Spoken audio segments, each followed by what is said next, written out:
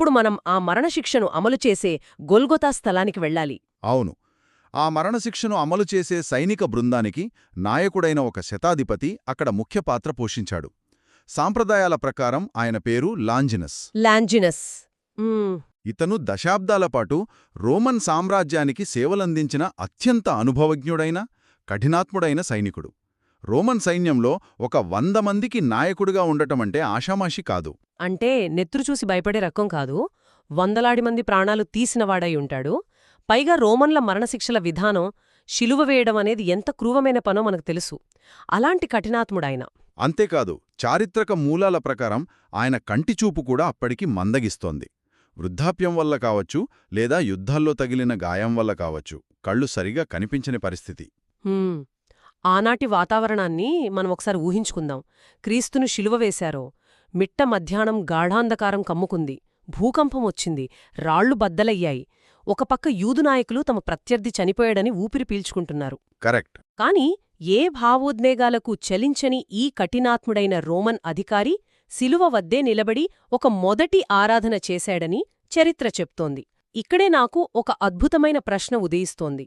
ఇంతటి కఠినమైన సైనికుల్లో ఈ మార్పు ఎలా సాధ్యమైంది? ఒక సాధారణ మరణశిక్ష అతన్ని ఇంతలా ఎలా కుదిపేసింది? దానికి కారణం కేవలం వాతావరణంలో వచ్చిన మార్పులు మాత్రమే కాదు. అక్కడ ఒక వ్యక్తిగత అద్భుతం జరిగింది.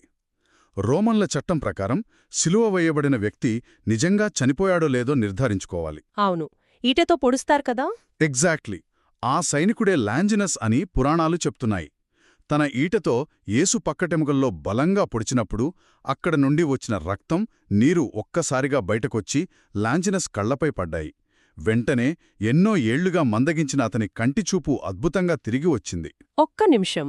అంటే ఎవరి చేతులతో అయితే మరణశిక్ష అమలు చేశాడో, ఎవరి పక్కటెముకల్లో ఈటదించాడో అదే వ్యక్తి రక్తం వల్ల లాంజినస్కు తిరిగి చూపు వచ్చిందనమాట. ఇది ఎంతటి ఊహించని మలుపు! హింసించిన వాడికే స్వస్థత రావడం అద్భుతం కదా. అవును.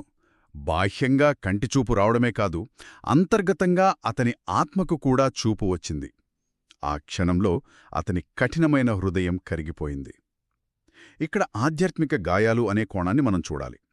ఒక సైనికుడిగా మరణశిక్ష అమలు చేశాడు, కాని తనలో ఉద్భవిస్తున్న కొత్త విశ్వాసానికి, తన డ్యూటీకి మధ్య ఎంతో మానసిక సంఘర్షణను అనుభవించాడు. అంటే ఒక సైనికుడిగా ఆర్డర్స్ ఫాలో అయ్యాడు, కాని ఒక మనిషిగా సత్యాన్ని కనుగొన్నాడు. అందుకే ఆ శిలువ వద్దనే అతను బహిరంగంగా నిజముగా ఈయన దేవుని కుమారుడే నెలకు కేవలం 5 రూపాయలు విరాళంగా ఇచ్చి మా ఛానల్కు మద్దతు ఇవ్వండి.